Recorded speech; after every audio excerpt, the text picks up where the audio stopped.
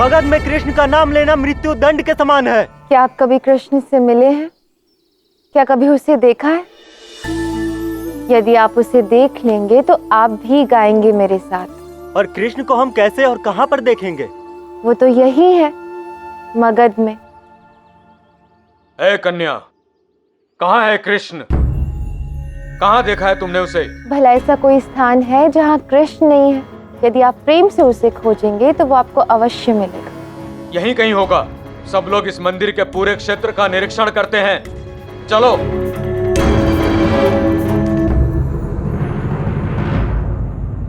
कृष्ण यहाँ आ गया है, भय की कोई बात नहीं है। आप प्रेम से उसे खोजेंगे तो वो अवश्य आपको दिखेगा। चलिए, आप सब मेरे साथ गाएं। चलिए। हरे कृष्णा कृष्ण कृष्णा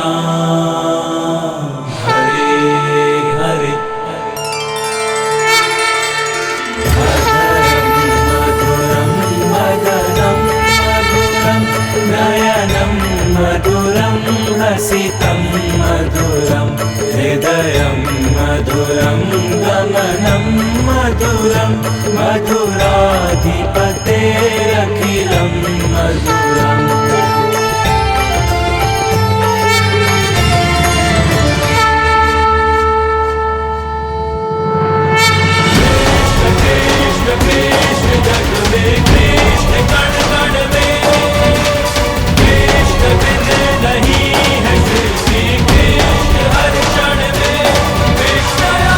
जय श्री कृष्ण। जय श्री राधे।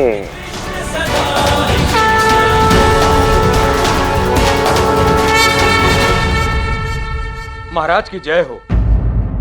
एक आवश्यक सूचना है। क्या कृष्ण मारा गया या फिर पकड़ा गया? नहीं महाराज, बल्कि सब लोग कह रहे हैं कि उन्हें कृष्ण दिख रहा है।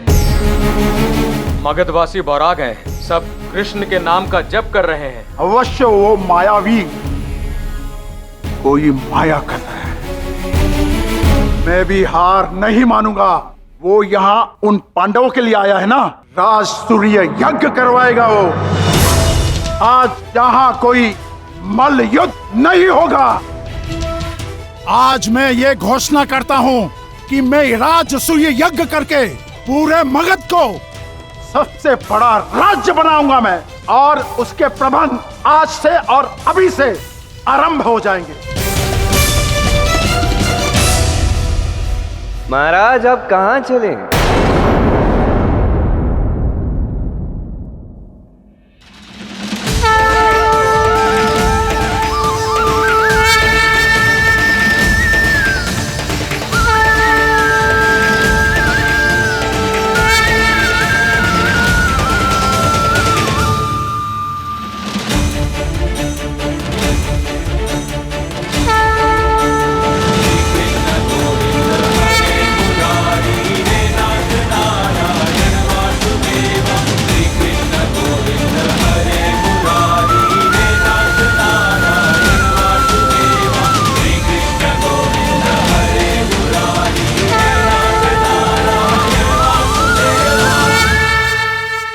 महाराज, हमने सुना यहाँ मल्लयुद्ध के मंतव्य से आए थे, तो हम सभी यहाँ पे वही पराक्रम देखने आए।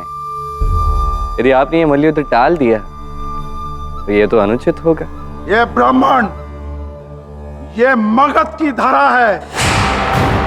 यहाँ का उचित और अनुचित मेरी इच्छा से होता है। मुझे ये पाठ पढ़ाने वाला तू कौन होता है? कौन होता है तू? चला जा यहाँ से।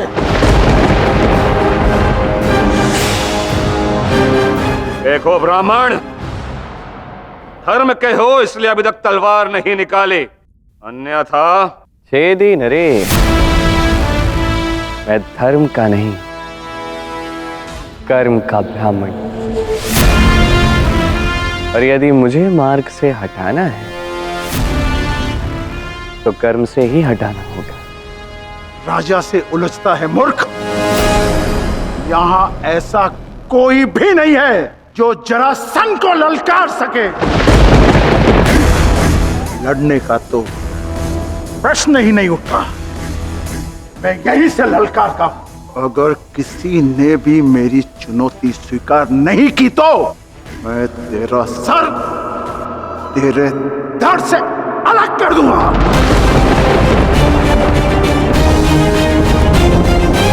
उचित है महाराज, हम यहाँ युद्ध देखने आए हैं, आपका युद्ध, और महादेव की कृपा से देखेंगे अवश्य, अन्यथा इस जीवन का क्या ही लाभ।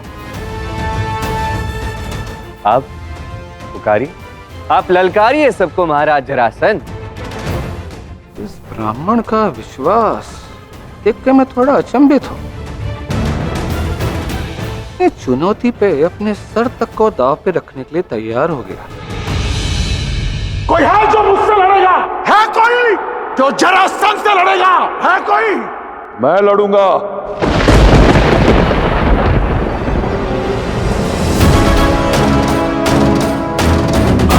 तेजः कुन्तिपुत्रः शक्तिशाली गदाधरः मानवस्य नाशकर्ता भीमकर्मा विभोधरः।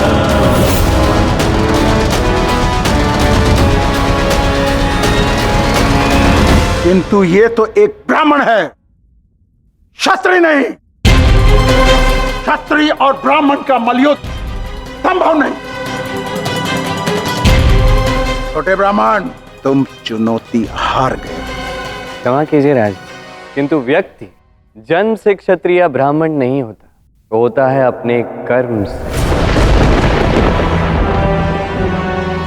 और ये व्यक्ति जो यहाँ खड़ा है, ये ब्राह्मण, ये मुझे कर्म से क्षत्रिय ही लगता है। अब स्वयं देखिए, इसकी भुजाएं देखिए, इसका बल देखिए, एक योद्धा का तेज है इस पर। अर्थात इससे युद्ध लड़ना तो पूर्णतः उचित है। मैं अपनी चुनौती में विफल नहीं हुआ महाराज। सुनो ब्राह्मण, अपना ज्ञान अपने पास रखो। ब्राह्मणों से केवल शास्त्र युद्ध किया जाता है, शक्ति युद्ध नहीं, समझे? तो यही कर लो। यदि तुम इस छोटे से कदकाठी के ब्राह्मण से शास्त्र युद्ध में जीत गए तो मैं यहां सारी प्रजा के सामने तुमसे क्षमा मांगकर राष्ट्रीय यज्ञ करने जाने दूंगा, और यदि नहीं तो तुम्हें मुझसे युद्ध करना होगा। ये उचित कहा। बोलो महाराज जरासंध की, बोलो महाराज जरासंध की, बोलो महाराज जरासंध की। जरासंध, आज्ञा दो आप। वैसे भी मगध नरेश से अधिक ज्ञानी कौन है यहाँ?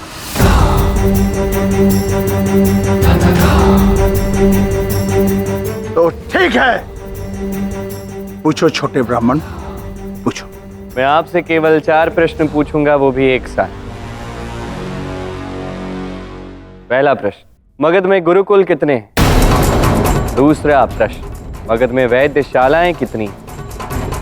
तीसरा प्रश्न, मगध में प्रति वर्ष कितना कर आता है? चौथा प्रश्न, मगध में कितने लोग रहते हैं?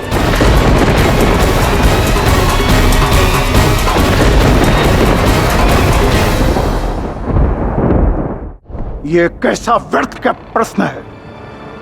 ये सब जानना मेरा कार्य नहीं है ब्राह्मण। ऐसे कैसे नहीं है महाराज, एक राजा ही तो प्रजा का पिता होता है। अब आपको ये तक ज्ञात नहीं कि आपकी संतानें कितनी हैं। कर ही तो राजा की राज्य की संपत्ति होती है। आपको इसका भी अनुमान नहीं कि आपके पास कितनी संपत्ति?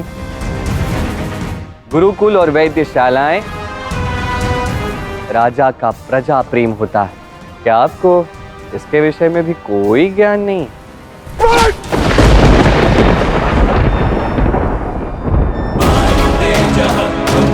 एक ब्राह्मण के साथ लड़ने के लिए सज है मगधराज, कोई छोटे ब्राह्मण से नहीं। मुझसे लड़िए, अन्यथा ये प्रजा आपको दुर्बल और कायर समझेगी। आज तक मुझसे किसी ने ऐसी बात नहीं की।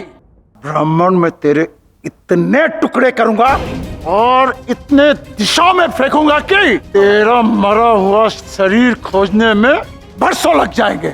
कौन किसके कितने टुकड़े करेगा ये तो अखाड़े में पता चलेगा। जरा सुन।